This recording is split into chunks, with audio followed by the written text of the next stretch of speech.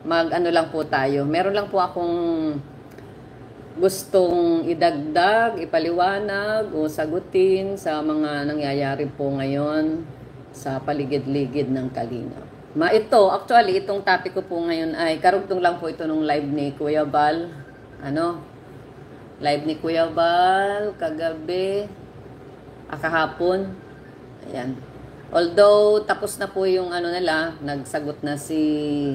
sumagot na si Dodong Roel, ay opinion ko lang po ito. Kasi matagal na akong gustong magsalita, gusto ko ring mag-live. Kaya lang wala pong time kasi masyadong busy, lagi pong nasa labas. Kapag nasa labas, mahina po ang signal. Yan, gusto ko lang pong linawin. Hindi naman na po tayo magsasagot dyan. At saka, no bashing po tayo ha. No bashing, guys. Pangit naman kasi pag i-off mo yung comments kasi walang interaction. Although, di naman po dito uso yung mga pakulay, palipad sa akin. Actually, wala naman pong nagpapalipad dito. Sana yung aking... Ayan. Ang thumbnail ko po dito, guys, ay... Ayan, walang BFF. Siguro alam nyo na kung tungkol saan po yung atin pong tinutukoy dito. Walang forever. Walang forever. Ibig sabihin, lahat ng bagay po ay may hangganan, lahat ng bagay may katapusan. Hindi pwedeng manatili kang baby, at nagdedede na nakadiaper. Perming meron pong stage or stages ng growth, and development. From childhood, adulthood, tapos become matured. So, yon. Balikan po natin yung live ni Kuya Val kasi doon yung nag-start. At nais ko rin pong marinig po ninyo kung ano po yung side ko. Kasi ang dami kong mga nababasa ako na kesyo galit kay Dudong, kesyo yung mga nag-number 1, ng tama, ay ganyan. So, lilinawin po natin doon yun. Guys, so sa lahat po nang nandito, nandito si Marsano, si Lopez Roda. Ayan. Sasabihin ko po sa inyo, hindi lahat po ng mga nagsagot doon ng 1 at saka tama doon sa tanong ni Kuya Val, doon sa live niya na sino ang gusto na wala akong white hair. Itim nga ang natubo. Sino ang gusto na ihiwalay ang Team Rochelle sa Kalingap? Magsabi ng 1 at saka ng sabi ni Kuya Bal ng 1. Edi nag-1 po tayo doon. Tama ba ang sinasabi ko? Sabi ni Kuya Bal. Edi tama. Siyempre makapag-interaction ka, tama. Pero, hindi po ibig sabihin na tayo ay nag-1, ay galit tayo kay Roel, sa Rochelle, kay Langga. Hindi po yun. Yun po ay mga, conclusion na lang po ninyo yon. At hanggang ngayon, ina-associate po nila yun na, alam na kung sino ang nag-1. Alam na kung sino ang nagsabi doon na ganito, galit. Yan. Ang tanong po doon, sino ang gusto na ihiwalay ang Rochelle sa Kalingap? Ayan. O syempre, ako gusto ko. Diba? Ako gusto ko. Lahat, simula pa ng nakailang tanong na yan si Kuya Bal, talaga ang side ko, gusto kong ihiwalay ang Rochelle. Pero ang tanong doon, pero hindi ibig sabihin po doon, ay galit tayo kay Roel or galit tayo kay Rachel or galit tayo sa sa Rochelle community. Kasi ang tanong, yung gustong ihiwalay. O yun. O masama doon na gusto natin na pabor tayo. Kung ang tanong ay sino sa inyo ang galit kay Roel at sino sa inyo ang hindi mahal si Roel, kasi ganoon yung mga ini-issue ay kesyo hindi mahal, isa api o ganyan. Kung ang tanong ay sino sa inyo ang galit kay Roel, press 1. O hindi ako mawan doon. O di ba? Sino sa inyo ang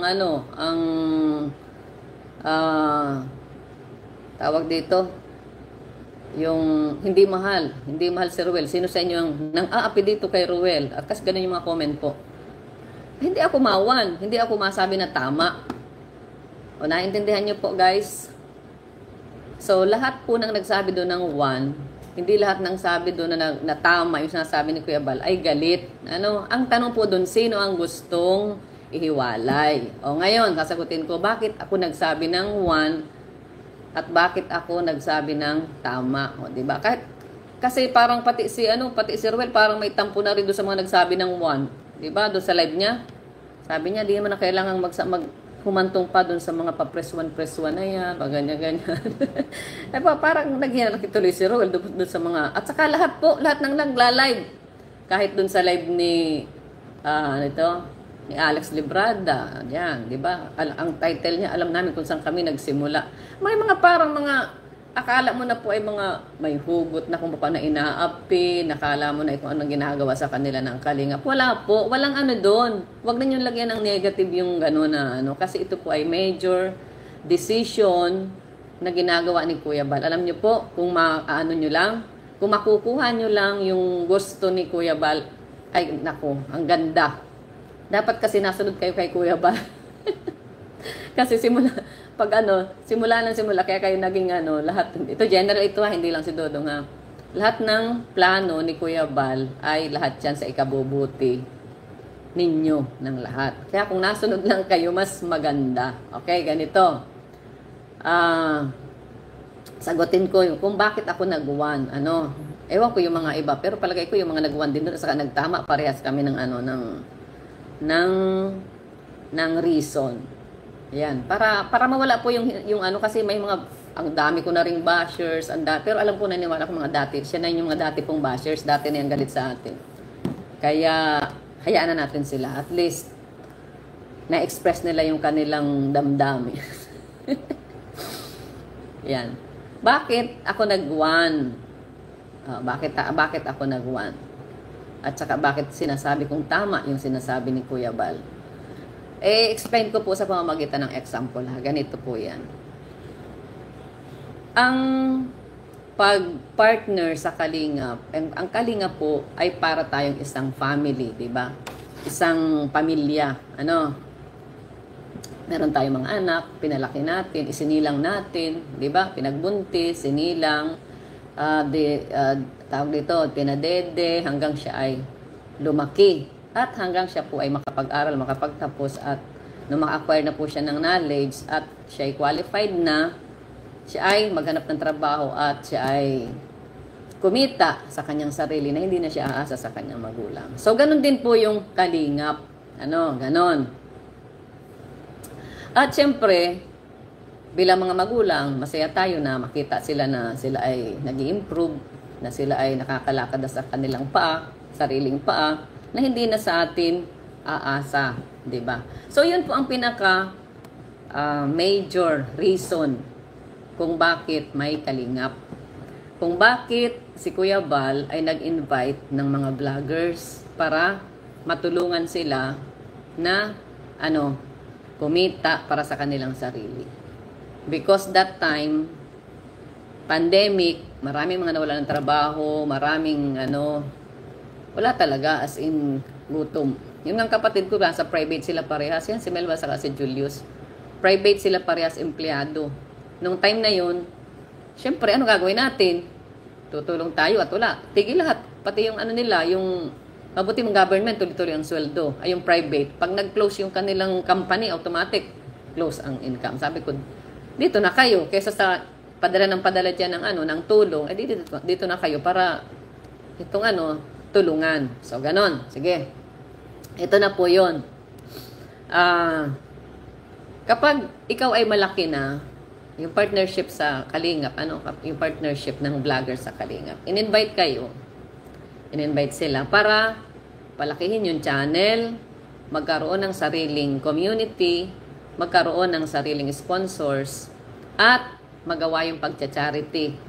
Diba? Kaya nga ang ginagawa ni Kuya Bal ng mga ambassador, mga kapartner, dapat dumaan muna dito sa Lighthouse para alam niya yung ginagawa niya ni Kuya Bal. So, ganun po ang nangyari. At kapag kayo ay pwede nang magsarili, kayo ay aalis na. Kayo ay magsasarili na. Kayo ay ayusin na ninyo yung nyo. Hindi yung habang buhay kayong nandito sa Lighthouse, habang buhay nandito kayo nakadepende. Hindi kayo habang buhay nakadepende sa magulang ninyo. Kapag kayo ay napaaral na at nagkaroon na kayo ng trabaho, abay, iriskusar na. Diba? At Pag kayo kumikita na, abay, tumulong kayo sa inyong magulang. Ganun lang rin po yung kalingap. Ano, guys, makinig kayo ha. Hindi ibig sabihin kapag kayo humiwalay na sa kalingap, putol na ang lahat, di ba? Ang anak natin, kapag sila'y umalis, hindi na ba natin sila anak? Di ba nawawala yun, di ba? Yung relasyon mo bilang anak at magulang, di man yun nawawala.